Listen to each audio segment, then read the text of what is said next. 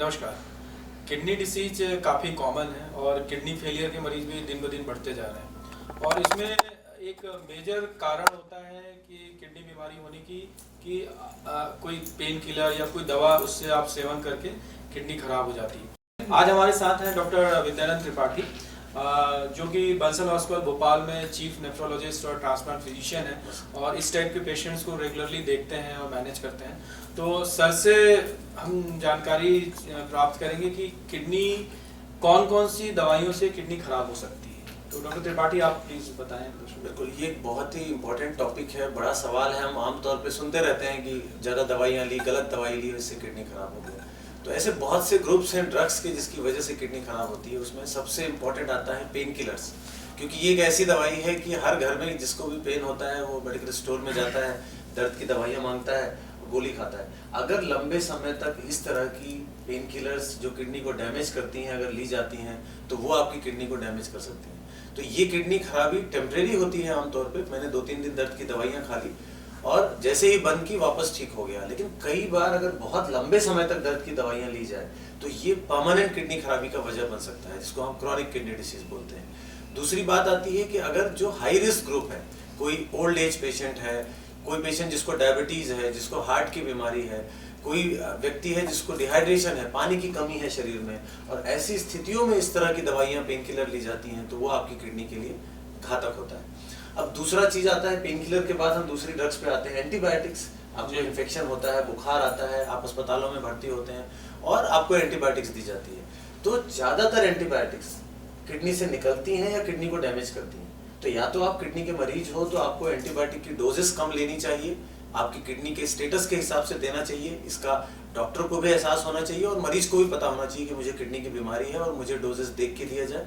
और दूसरा आता है कि कौन सी एंटीबायोटिक है जो किडनी को खराब करती है और उसको लंबे समय अगर लिया गया है, जैसे अमाइकासिन है, जेंटामाइसिन है, कोलिस्टीन है, बहुत से ग्रुप है एंटीबायोटिक्स के जो किडनी को डैमेज करते हैं। और फिर से मैं वही बोलूंगा कि high risk group antibiotic market में है, मतलब यूज करने के लिए, वो गलत नहीं है। लेकिन अगर आप हाई रिस्क ग्रुप में आते हैं, आपको डायबिटीज है, आपकी उम्र अधिक है, तो आप ऐसी एंटीबायोटिक से बचना ही विकल्प होगा आपकी किडनी को बचाने के लिए। तो पेन किलर्स और एंटीबायोटिक के बाद अब मैं आता हूँ डाई जो होती है। आपने एंजियोग्राफी में बहुत कॉमनली सुना होगा कि हमारा डॉक्टर हार्ट अटैक हुआ, डॉक्टर ने एंजियोग्राफी प्लान की और जांचों में क्रिएटिनिन बढ़ा आ गया, इसलिए डॉक्टर ने मना कर दिया कि एंजियोग्राफी नहीं कर सकते, इससे आपकी किडनी खराब हो जाएगी। तो ये कुछ डाई होती हैं जो सीटी स्कैन में यूज होती है, एंजियोग्राफी में यूज होती हैं। ये डाई भी किडनी को खराब करती हैं, इसको बोलते हैं कॉन्ट्रास्ट नेफ्रोपैथी। ये किडनी की खराबी अधिकांश ज्यादातर केसेस में रिवर्सिबल होती है, यानी किडनी खराब भी होगा तो हफ्ते 10 दिन में वापस रिकवर कर जाता है। लेकिन कई बार वो किडनी की खराबी इतनी अधिक हो जाती है कि किडनी पूरी तरीके से भी फेल हो सकते हैं, मरीज को डायलिसिस लग सकता है।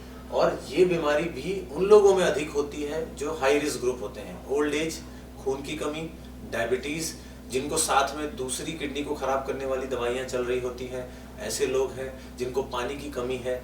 इन व्यक्तियों में कॉन्ट्रास्ट नेफ्रोपैथी की संभावना अधिक होती है। तो अगर आपको डाई पे जाना है तो आपको अपने डॉक्टर से सवाल पूछना है कि इससे कितनी संभावना खराब होने की है और अपने रिस्क और बेनिफिट दोनों को सोचकर ही फाइनल फैसला लेना है कि हम इस प्रोसीजर पे जाना है कि नहीं। इसके बाद बहुत सी अन्य दवाइयां हैं, जैसे हम ओवर द काउंटर यूज करते हैं बहुत सी नॉन साइंटिफिक ड्रग्स। आप अपनी टीवियों में टीवी खोलते हैं तो आने लग जाता है कि डायलिसिस छुड़ाइए, किडनी ठीक हो जाएगी, इस दवाई से आपकी किडनी ठीक हो जाएगी। और लोग चूंकि उनके पास कोई विकल्प नहीं होता, वो उस पर भरोसा करके और वो दवाइयाँ पार्सल में आती हैं और वो पाउडर्स लेने लग जाते हैं।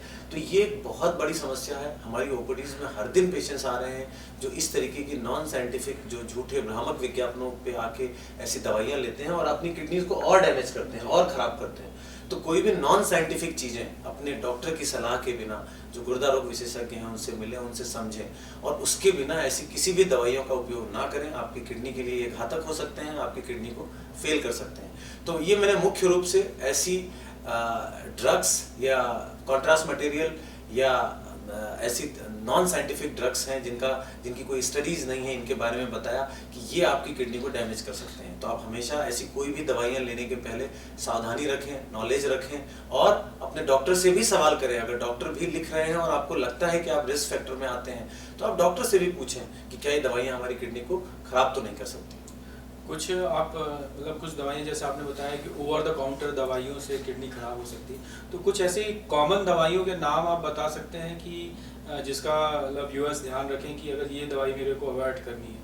और दूसरा सवाल मेरा ये रहेगा कि कुछ पेशेंट जैसे मैं हूँ, मेरी किडनी फंक्शन बिल्कुल नॉर्मल है, क्या मुझे भी रिस्क है या सिर्फ उन्हीं को ही रिस्क होता है जिनकी किडनी किसी वजह से थोड़ा बहुत खराब है या क्रिएटिनिन बढ़ा 1.52, तो इन दोनों में रिस्क कैसे डिफरेंट होता है? तो ये दो सवाल मैं जानना चाहूँगा। देखिए, पहला सवाल ओवर द काउंटर पिल्स जो आपने पूछा, सबसे मुख्य रूप से आती है इसमें ब्रूफेन है, कॉम्बीफ्लेम है। मैं ब्रांड नेम्स यूज कर रहा हूँ क्योंकि आम आदमी को समझने में आसानी रहेगी। घर में सर दर्द है, ब्रूफेन ले आए, कॉम्बीफ्लेम ले आए, वोवेरॉन ले आए, डाइक्लोमोल ले आए, ये कॉमन नाम है। वो हरी पत्ती की, लाल पत्ती की गोलियां हैं। गांव में आप देखेंगे सारे बुजुर्ग पुराने होंगे, वो बस रंग से बोलते हैं। फिर जेंटामाइसिन का इंजेक्शन है, जो प्राइवेट लोकल प्रैक्टिशनर्स हैं, जो क्वैक्स हैं, जो छोटी जगहों में हेल्थ केयर सिस्टम काफी सस्ता भी होता है। सस्ता है इंजेक्शन 7 या 8 रुपए का इंजेक्शन। बिल्कुल। और हेल्थ केयर सिस्टम हमारे देश में इतना डेवलप नहीं है, छोटी जगहों में क्वालिफाइड डॉक्टर्स नहीं है, तो वहाँ जो डॉक्टर्स हैं वो इतना नहीं समझते। तो जो सस्ती दवाइयाँ हैं जैसे जेंटामाइसिन हो गया, अमाइकासिन हो गया,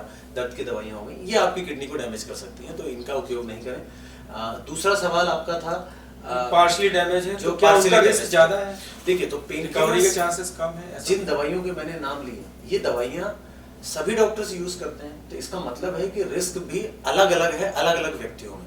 तो जिन लोगों को पहले से किडनी खराब है, जिन लोगों को डायबिटीज है, जिन लोगों की साथ में दूसरी दवाइयां भी किडनी खराब होने की चल रही हैं, इन लोगों में रिस्क बहुत अधिक है। कई बार सिंगल पेन किलर की दवाई से भी आपका क्रिएटिनिन, यूरिया बढ़ जाता है और आपको अस्पताल में भर्ती होना पड़ जाता है।